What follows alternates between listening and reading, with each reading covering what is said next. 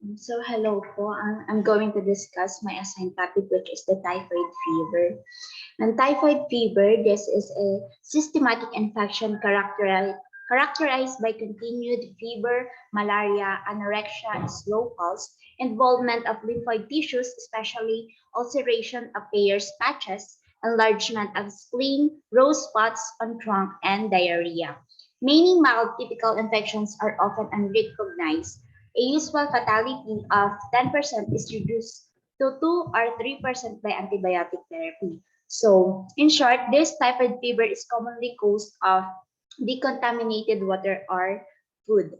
And etiologic agent, the Salmonella typhosa, typhoid bacillus. This Salmonella typhosa is a member of Enterobacteriaceae, which is um, um, nakukuha sa mga maruruming tubig, food, and vegetation, soil, or intestine. And source of infection is the feces and urine of infected persons. Family contacts may be transient. Carrier state is common among persons over 40 years of age, especially the females. And so yun nga po dahil ang pinag-usapan is Salmonella typhosa, which is commonly found in water and food, vegetation, soil. Isa din po yung feces and urine nagiging cause para mahawa yung ibang and the next one is mode of transmission, direct or indirect contact with patient or carrier. Principal vehicles are food and water. So commonly, ang nagiging reason kung bakit tayo nagkakaroon ng typhoid fever is because of the food and the water na pumapasok sa ating katawan. And one of this is inappropriate hand washing. Importante po talaga na maglinis muna ng kamay bago kumain o bago magluto, ganyan, because some bacteria ay kumakapit sa ating mga kamay. And incubation period, variable, average 2 weeks, usual range 1 to 3 weeks. Period of communicability, the period of communicability is variable. If the patient is excreting the microorganism, he is capable of infecting others. So, isa po sa mga pinaka nagta-transmit risk, mas mabilis na makapagpahawa is yung ating yung mga dumi natin. Once na tayo dumimi, tas meron ang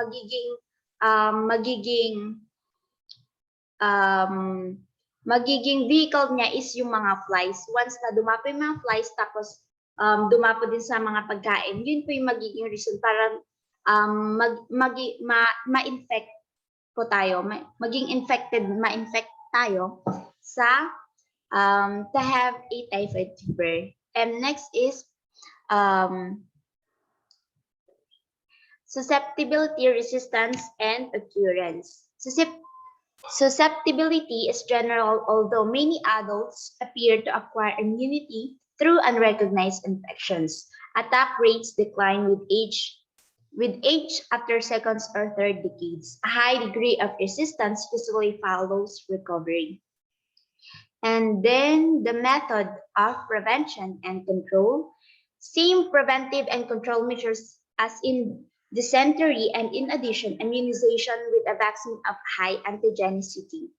Education of the public and particularly the food handlers. Kailangan po talaga yung mga, kapag bibili tayo ng mga pagkain, make sure na yung mga nagtitinda is malinis din talaga, tapos makikita natin na they performing proper hand washing. Next one is the public health nursing responsibility. Teach members of the family how to report all symptoms to the attending physician, especially the patients is being cared for at home. Teach, guide, and supervise members of the family on nursing techniques which will contribute to patients' recovery. This is very important na yung family member natin is they know how to they know how to measure, they know how to report the symptoms that nag-exist na nararamdaman nila. So, ma, ma, malaman, malaman agad or maitawag sa mga physician o kaya sa center kung ano yung possible na cause ng mga symptoms na yan. And next is interpret the family nature of disease and need for practicing preventive and control measures. Nursing care, demonstrate the family how to give bedside care such as tepid sponge, feeding, changing of bed linen, and use of bedpan and mouth care. So, mahalaga din na marunong tayo how to change bed linen, mga ganyan, para ma-lessen yung possibility na maging ma-infect, maganyan. And next is any bleeding from the rectum, blood in stools, sudden acute abdominal pain, restlessness, falling of temperature, should be reported at once to the physician or the patient should be brought at once to the hospital. So, yun nga sinasabi, family members should must know how to demonstrate how to measure and how to measure and how to um, how to teach how to measure the symptoms na nakikita, especially kapag meron ng mga signs and symptoms na ng blood in stools, bleeding from the rectum, yung mga yan, kailangan niya yun kailangan ng ipakita yun sa mga physician. And next is take vital signs and teach family member how to take and record same. So yun nga, mahalaga din na marunong silang mag-take ng vital signs, ng temperature, para kahit sa simpleng basic method of measuring vital signs and temperature is magawa nila para malaman nila, para